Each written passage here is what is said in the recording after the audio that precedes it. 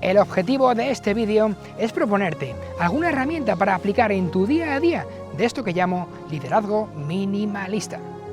Hoy quiero hablaros de algo que pienso que es muy sencillo, la regla 80-20, el famoso principio de Pareto.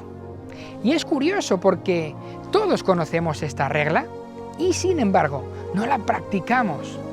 Sabemos que esta regla funciona y sin embargo no la usamos en el día a día cuando podríamos usarla incluso minuto a minuto.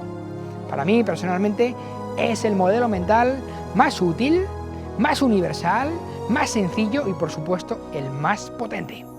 No puedo vivir sin él. Ya sabes que Vilfredo Pareto fue una persona que nació en 1848. Era un estudioso de la economía y estaba absolutamente fascinado por cómo se distribuía tanto el poder como la riqueza.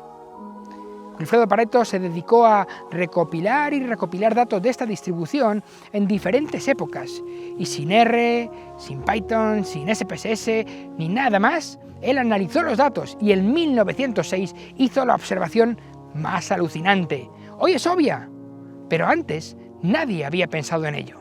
Y es que el 80% de la Tierra era propiedad de solo el 20% de la población.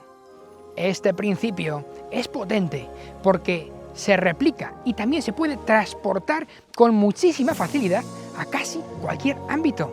Fíjate, te pones el 20% de tu ropa en el 80% de las ocasiones. El 20% de los productos generan el 80% de los ingresos. Y así sucesivamente. Es casi mágico.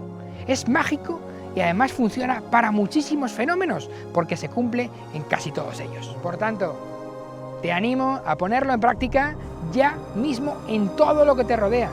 Ya verás tú mismo cuando encuentres que no funciona, porque es cierto que no funciona siempre, ni siempre es preciso ese 80-20. El caso es que mi propuesta es que trates de encontrar en cada proyecto, en cada producto, en tu día a día incluso personal, cuál es ese 20% clave, o lo que sea, el 20% que hace que se mueva la aguja, que lo cambia todo. Es ahí donde vamos a poner el foco para maximizar los resultados.